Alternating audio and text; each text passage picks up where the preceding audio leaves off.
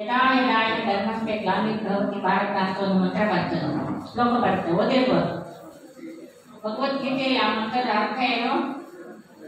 ಯಾವಾಗ ಯಾವಾಗ ಭಾರತದಲ್ಲಿ ಅಧರ್ಮ ಅನ್ಯಾಯ ಇದ್ದಿದ್ದೋ ಆಗ ಭಗವಂತ ಅವತರಿಸಿ ಬರ್ತಾನೆ ಅಂತ ಅವರೇ ಮಾಡ್ಕೊಂಡಿದ್ದಾರೆ. ಭಗವಂತ ನಾನು ಅವತರಿಸಿ ಬರ್ತೀನಿ, ಒಂದು ತಕ್ಷಣ ಸದ್ಧರ್ಮ ಸ್ಥಾಪನೆ ಅನೇಕ ಅಧರ್ಮಗಳ ವಿನಾಶವನ್ನು ಮಾಡಿಸ್ತೀನಿ ಅಂತ ವಾಗ್ದಾನ ಮಾಡಿರುವಂತ ಮಾತಿದೆ. ಅಂದಾಗ ಇಲ್ಲೇ ಭಗವಂತ ಇದ್ದಿದ್ರೆ ನಾನು ಅವತರಿಸಿ ಬರ್ತೀನಿ ಅಂತ ಹೇಳೋ ಮಾತಿರ್ಲಿಲ್ಲ. ನೀವೀಗ ಇಲ್ಲೇ ಇದ್ದೀರಾ, ಇಲ್ಲೇ ಇರೋರು ನಾಳೆ ಬರ್ತೀನಿ ಅಂತ ಹೇಳ್ತೀರಾ? ಹೇಳಲ್ಲ. ಅದನ್ನು ನಿಮ್ಗೆ ಹೇಳ್ತೀನಿ, ಅಲ್ಲಿವರೆಗೆ ಹೇಳಿ, ಇದು ಕೇಳಿ. ಇಲ್ಲೇ ಇದ್ದಿದ್ರೆ ಬರ್ತೀನಿ ಅನ್ನೋ ಮಾತು ಬರಲ್ಲ. ನಾಳೆ ಬರ್ತೀನಿ ಅಂತ ಹೇಳೋರು ಯಾರು? ನಾಳೆ ಬರ್ತೀನಿ ಅಂತ ಹೇಳೋರು ಯಾರು? ನಾವೇ. ಯಾರು ಇಲ್ವೋ ಅವ್ರು ಹೇಳ್ತಾರೆ ನಾಳೆ ಬರ್ತೀನಿ ಅಂತ. ಹೌದಲ್ಲ? ಇದ್ದವ್ರು ಏನ್ ಹೇಳ್ತಾರೆ? ಅಲ್ಲೇ ಇದ್ದು ನಾಳೆ ಬರ್ತೀನಿ ಅಂತ ಯಾಕೆ ಹೇಳ್ತಾರೆ? ಹೇಳೋದಲ್ಲ ಅಂತ. ಭಗವಂತ ಬರ್ತೀನಿ ಅಂದ್ರೆ ಅಲ್ಲಿ ಪರಮಾತ್ಮ ಬೇರೆ ಅಂತ ಅದು ಅರ್ಥ ಆಗಿಲ್ಲ ನಮ್ಗೆ. ಓದ್ತಿ ಬಿಡೇ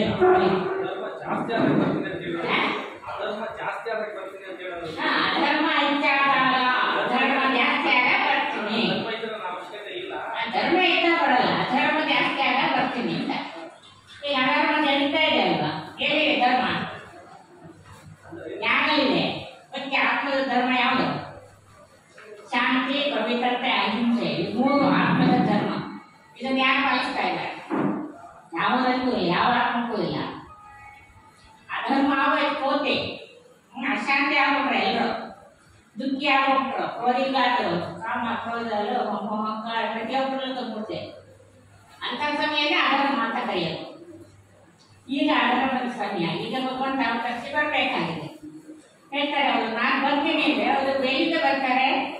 ನನ್ನ ಧಾಮ ಆಗಿದೆ ಪರಂಧಾಮ, ಶಾಂತಿಧಾಮ, ಅದು ನನ್ನ ಮೂಲ ಮನೆ. ಅಲ್ಲಿ ನೀವು ಕೂಡ ಆಡ್ಕೊಂಡಿದ್ರಿ, ಅದು ನಮ್ಮೆಲ್ಲರ ಮೂಲ ಮನೆ ಅಂತ ಹೇಳ್ತಾರೆ. ಅಲ್ಲಿ ಪರಮಾತ್ಮ ಇದ್ದಾನೆ, ಈ ಸೃಷ್ಟಿ ಬರ್ತಾನೆ. ಮತ್ತೆ ಎಲ್ಲದರಲ್ಲೂ ಇರಕ್ಕೆ ಸಾಧ್ಯ?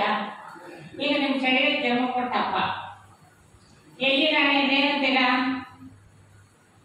ನಮ್ಮಪ್ಪ ಬಾತ್ರೂಮಲ್ಲಿದ್ದಾನೆ, ಇಲ್ಲ ಅಡುಗೆ ಮನೆಗಿದ್ದಾನೆ, ಇಲ್ಲ ರೂಮಲ್ಲಿದ್ದಾನೆ, ಇಲ್ಲ ಹಾಲಲ್ಲಿದ್ದಾನೆ ಅಂತ ಹೇಳ್ತೀರಾ? ಮನೆ ತುಂಬಾ ವ್ಯಾಪಿಸ್ಕೊಂಡಿದ್ದಾನೆ ಅಂತ ಹೇಳ್ತೀರಾ? ಹೇಳ್ತೀರಾ?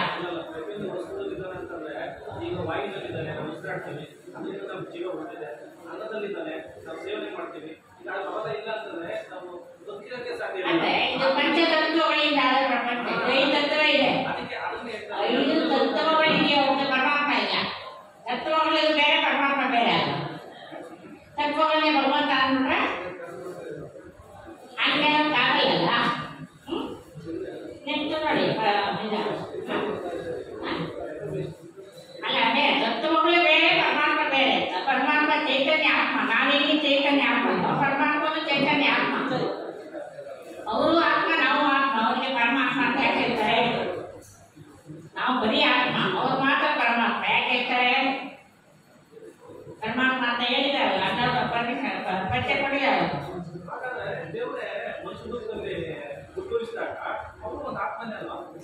ಅವರು ಆತ್ಮನೇ, ಆದ್ರೆ ಮನುಷ್ಯನ ಸಾಧಾರಣ ಮಾನವನ ದೇಹದಲ್ಲಿ ಬಂದು ಕೂತಿದ್ರು ಕೂಡ ಕರ್ತವ್ಯ ಮಾಡಕ್ ಬಂದಿದ್ದಾರೆ ಹೊರತು ಅವ್ರ ಆತ್ಮ ಅಂತ ಹೇಳಕ್ಕಾಗಲ್ಲ. ಅವರು ಪರಮಾತ್ಮನೇ.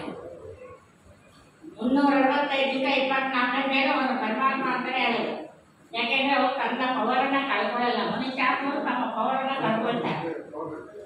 ಗೊತ್ತಾಯ್ತಾ? ಆತ್ಮಕ್ಕೂ ಪರಮಾತ್ಮಕ್ಕೂ ವ್ಯತ್ಯಾಸ ತಿಳ್ಕೋಬೇಕು. ಆತ್ಮಗಳು ಶ್ರೇಷ್ಠಾತ್ಮ ಆಗ್ತಾರೆ, ದೇವಾತ್ಮ ಆಗ್ತಾರೆ, ಪುಣ್ಯಾತ್ಮರಾಗ್ತಾರೆ, ಪಾಪಾತ್ಮರಾಗ್ತಾರೆ. ಆದ್ರೆ ಪರಮಾತ್ಮ ಯಾವಾಗಲೂ ಪರಮಾತ್ಮನಾಗೇ ಇರ್ತಾರೆ. ಅವನೆಂದು ಪಾಪ ಪರಮಾತ್ಮ ಅಂತ ಹೇಳ್ತಾರ? ಪುಣ್ಯ ಪರಮಾತ್ಮ ಅಂತಾರ? ಹೇಳಲ್ಲ ತಾನೆ? ಅಂದಲ್ಲ, ಪರಮಾತ್ಮ ಅಂತಲ್ಲಿ ಬರಲ್ಲ. ಅದಕ್ಕೆ ಆತ್ಮಕ್ಕೂ ಪರಮಾತ್ಮಕ್ಕೂ ವ್ಯತ್ಯಾಸ ಏನಿದೆ?